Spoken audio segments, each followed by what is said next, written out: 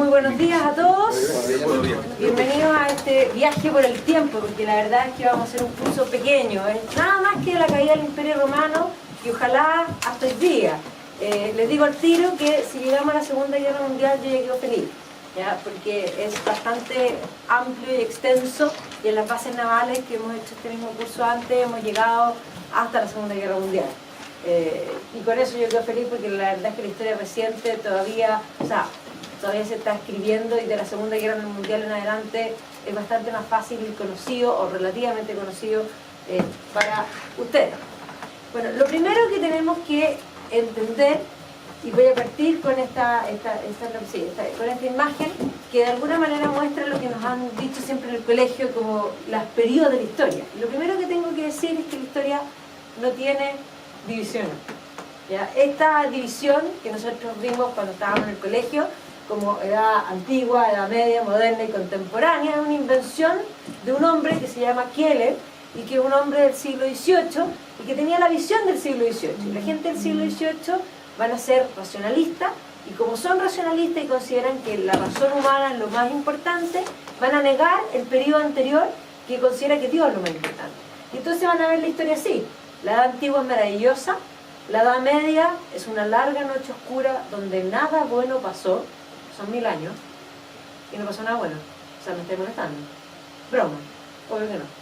¿Ya? Edad moderna y edad contemporánea, y hoy día le podríamos poner una más. Pero lo que quiero que ustedes comprendan es que estas periodificaciones son absurdas.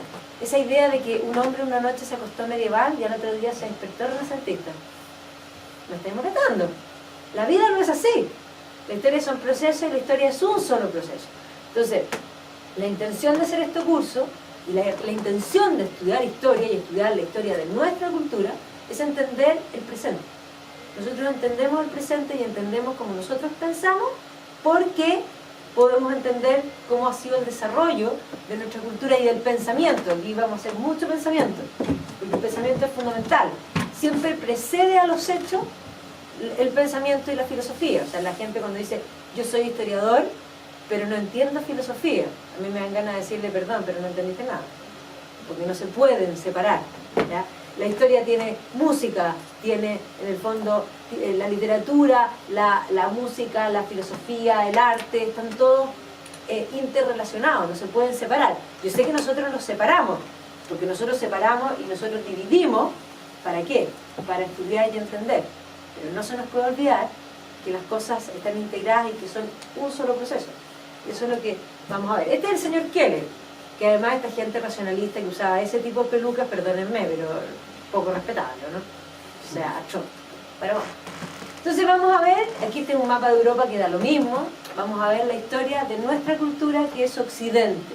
Y nuestra cultura occidental es, en rigor, y nace en lo que es continentalmente Europa, pero no se limita solo a Europa, porque es Europa y los lugares donde Europa va a llegar. Por lo tanto, nosotros aquí en Chile sí somos cultura occidental. Pensamos occidentalmente. ¿Qué quiere decir eso? ¿Por qué hago énfasis en este punto? Rusia no es Occidente. Nunca ha sido Occidente. No tiene el mismo desarrollo histórico que Occidente. No tiene el mismo desarrollo artístico. Cuando en Occidente surge, por ejemplo, en toda Europa aparecen catedrales góticas, porque no se pusieron de acuerdo esa gente. Simplemente es un modo de expresión de la cultura misma, y aparecen catedrales góticas en todas partes. Bueno, no hay gótico en Rusia. Cuando en Occidente aparecen de pronto, ¡pum!, miles de universidades, parte la primera en Bolonia, después la segunda en París, la tercera en Oxford, y aparecen universidades en todas partes. En Rusia no aparecen universidades. Rusia se quiere occidentalizar en el siglo XVIII, pero que se vista de Occidente no la hace Occidente. Los rusos no piensan igual que nosotros. Los chinos no piensan igual que nosotros. No solo porque piensen en chino, ya con eso pensamos distinto, sino que culturalmente tienen otro setting mental. O sea, cuando nosotros hablamos de democracia, cuando nosotros hablamos de derechos humanos, es un concepto occidental. Entonces, me adelanto un poco para que vayan entendiendo a qué voy con esto de que entender historia implica el presente. Cuando hoy día dicen que Estados Unidos de alguna manera está perdiendo la hegemonía, y lo está haciendo sin duda, Europa de algún modo estaba en riesgo de ser fragmentada, porque efectivamente después del Brexit parecía ser que venía el ocaso de Europa.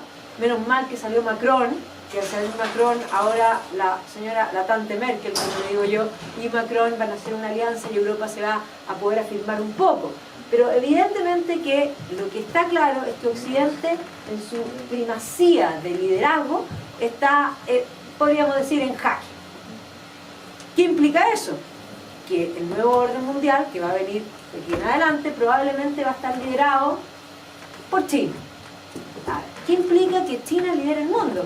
Económicamente no mucho, porque la verdad es que los chinos son la cosa más curiosa que hay, son comunistas, capitalistas, y en el fondo han hecho bastante bien las cosas en el sentido económico. Económicamente no va a cambiar. Pero viene el punto, ¿los chinos piensan igual que nosotros? Para los chinos tiene valor el sentido y le da el mismo sentido que le damos nosotros el concepto de derechos humanos, por ejemplo. No, obvio que no. O sea, un mundo regido por los chinos o un mundo regido por los rusos, porque hay gente que piensa que es Rusia y les adelanto que Rusia no es. O sea, Putin ladra muy fuerte, pero la verdad es que tiene poco, como dice Michael Burley, un historiador inglés que es bien amigo mío, dice, juega muy bien, tiene un muy mal juego de cartas en la mano, pero blufea muy bien.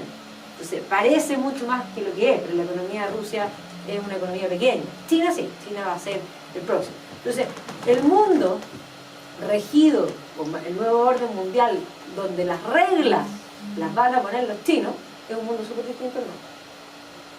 O muy distinto al que hemos estado acostumbrados. O sea, Occidente ha dominado desde que de alguna manera se extendió, colonizó, dominó y se impuso por muchas razones. Eso es lo que vamos a ver a lo largo de este curso. Y el sentido de esta historia es poder comprender ese tipo de cosas y poder hacer ese tipo de análisis. Cómo es un mundo regido o dominado, por ejemplo, por otra cultura. ¿Ya? Culturalmente, y insisto, no pensamos igual. Si ustedes me preguntan a quién yo le tengo más miedo, al señor Putin o a Pablo Iglesias, que es el comunista en el fondo español, el comunista español es otro comunista más y yo sé lo que piensa. Sé perfectamente lo que piensa. Y es más, si llega al poder sé lo que va a hacer. En cambio el señor Putin, yo no sé qué piensa. ¿Me siguen? Porque no piensan igual que nosotros. Y la lógica nuestra no es la de ellos. Ese es el punto. Entonces, Europa, que vamos a tener este concepto, va a surgir una nueva cultura. Y inicialmente, cuando esta cultura surge, se autodenomina y se consideran parte de un algo mayor. O sea, piensen ustedes, no sé, los alemanes hablaban alemán en una Alemania que no existía porque era un montón de principados, ¿no es cierto? Existía el Sacro Imperio, sí. Vamos a ver después, por ejemplo, los franceses, claro, hablaban en francés, los ingleses hablaban inglés, pero aunque todos eran distintos en muchas cosas, sentían que tenían algo en común. Y eso en común era la creencia de una visión de mundo, y por eso yo hablo de la cristiandad. O sea, lo que va a surgir es la cultura cristiano-occidental. O sea, el cristianismo es una base esencial de nuestro modo de pensar, incluso para los que hoy día son ateos o agnósticos. O sea, el puro concepto de derechos humanos emana del cristianismo. Los derechos humanos no valen igual en todas las culturas. Para nada. La vida no vale lo mismo en todas las culturas. Para la cultura cristiana occidental tiene un valor sagrado y especial. Y por eso el debate respecto a la vida. En el otro no hay ni siquiera debate. No valen. Valen algunas, no valen ninguna, da lo mismo. ¿Ya? Entonces, ese es el punto. Entonces, esta cultura nueva, que quiero que entiendan que es algo nuevo, va a surgir cuando cae el imperio, en el fondo, romano. ¿Ya? El imperio romano va a caer, en el fondo, alrededor del siglo IV, y se va a empezar a gestar esta nueva cultura. Entonces, lo primero que tienen que tener en cuenta, y para que se olviden del colegio, porque aquí vamos a borrar el colegio en muchos aspectos, es que nosotros no somos un continuo. Nosotros no somos la continuidad de Grecia y Roma. El mundo greco-romano se cae, se muere. Nosotros heredamos algunas cosas de ellos, pero es una cultura nueva. Cuando nosotros estábamos en el colegio iniciaba así, decían Mesopotamia, después seguían con Egipto, Grecia, Roma, como si fuera todo un continuo. Nosotros no tenemos nada que ver ni con los mesopotamios ni con los egipcios, para nada, pero lo pasaban todo así. Y después, en el fondo, venía la Edad Media, que eran dos clases, porque como no pasó nada bueno, era feudalismo, sin una cosa como por aquí pasó el feudalismo, punto, y después, menos mal, Renacimiento, el hombre volvió a pensar. ¿Se acuerdan del currículum así, no? Así era. Bueno, entonces, nosotros no somos un continuo de Grecia y Roma. Sí, nosotros vamos a tomar elementos del mundo greco-romano, pero no solo del mundo greco-romano. ¿Qué vamos a tomar de ese mundo, digamos, de Grecia y de Roma? ¿Por qué yo hablo Grecia y Roma? Porque hay una continuidad entre, en el fondo, el pensamiento griego, porque esos griegos, yo siempre hago el análisis en eso, porque algo le pasó a los griegos, yo no sé qué, pero ahí está claro que algo pasó, porque desde Aristóteles para adelante conocemos a pocos griegos que de alguna manera destaquen, ¿o no? Algo pasó. Pero bueno, en ese entonces los griegos pensaban y pensaban profundamente. Esos griegos pensaron tanto y pensaron tan bien, y los romanos eran tan prácticos, los romanos son ingenieros, a los romanos les gusta hacer caminos, les gusta hacer acueductos, y de alguna manera miraron y dijeron, los griegos ya lo hicieron espléndido, y hicieron lo mismo que hacemos nosotros, para que vean que el ser humano es igual que hoy día. Siempre nosotros pensamos que la gente para atrás era como menos que nosotros, no son menos, pensaban exactamente igual que nosotros, y esa gente en ese minuto esos romanos hicieron copy-paste, tomaron el mundo griego y lo aplicaron, o sea, tomaron el modo de pensar griego, y no solo el modo de pensar, piensen ustedes que ellos tomaron todo lo que es la religión, porque los romanos tienen una doble religión, tienen una religión propia que es la religión de los ancestros. ¿Se acuerdan ustedes? ¿Vieron, me imagino que vieron Gladiador? Sí, ¿se acuerdan cuando ponía los monitos? Sí. Y rezaba. Bueno, esa es la religión que se llama de los lares y los penates, que es la religión romana de los ancestros, en el fondo de la familia hacia atrás. Bueno, esa religión se mantiene y se establece como paralela la religión griega, que los romanos, para que no se notara tanto que habían copiado, les cambiaron los nombres.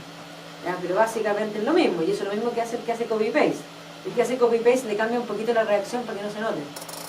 Pero en el fondo es lo mismo, se lo quiero mostrar que humanamente se hacía lo mismo que hacemos nosotros, lo que pasa es que no tenían el control-C que normal, ¿o no? Ok. Entonces, nosotros heredamos de esta gente, y aquí tengo a Sócrates, a Platón y a Aristóteles, el modo de pensar. ¿Y cuál es ese modo de pensar?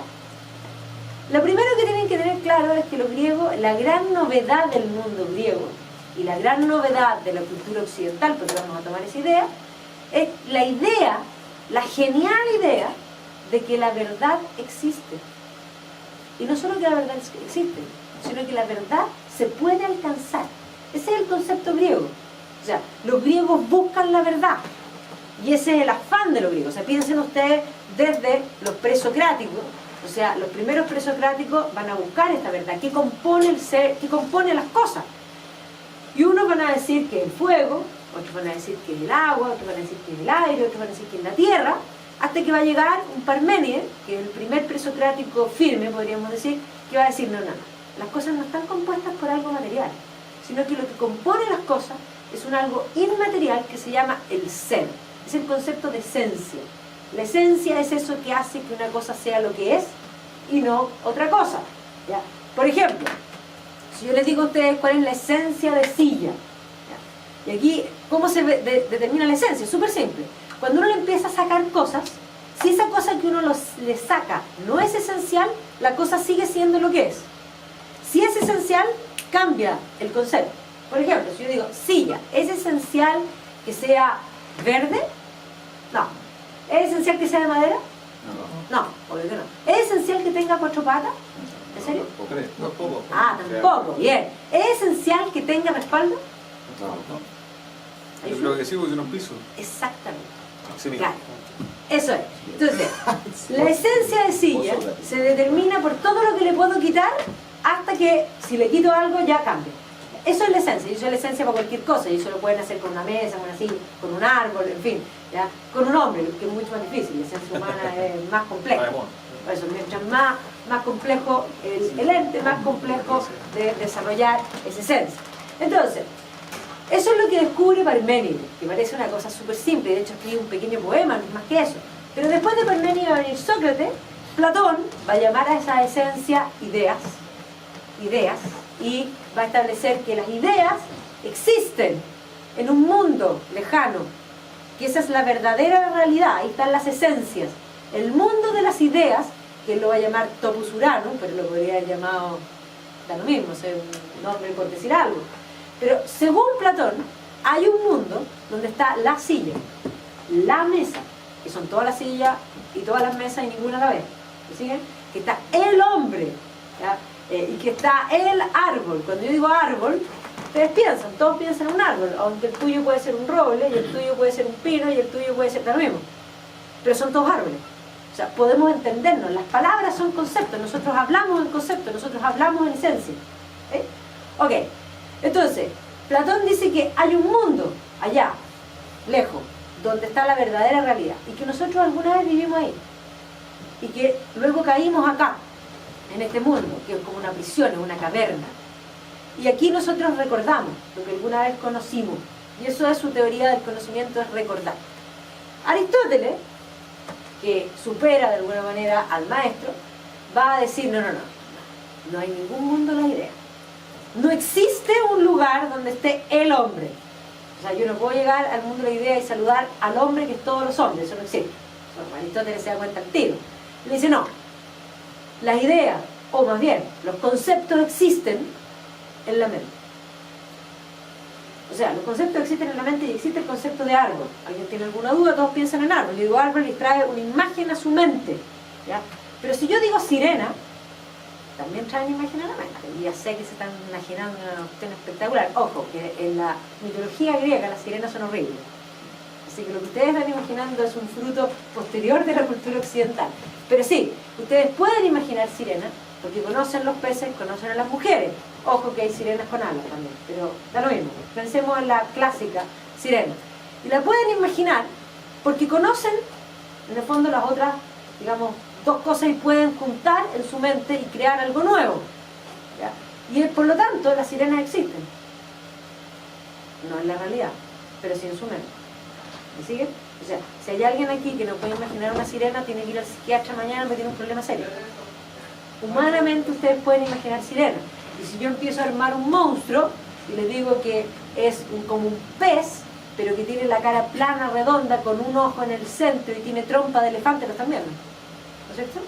Obvio, son puras cosas conocidas. Ustedes pueden darle existencia a ese bicho que le podríamos llamar elefante o no sé, pero además era como centauro, así que tendríamos que ponerle un nombre. Habría que ponerle un nombre. Después podemos adoptar al bicho. ¿Ok? Entonces, de esta gente, la cultura occidental va a heredar ese concepto, que la verdad existe y que la verdad se puede alcanzar, que podemos entender el mundo a través de alcanzar la verdad de las cosas, conocer la esencia del mundo, ¿ya? Y eso es importante.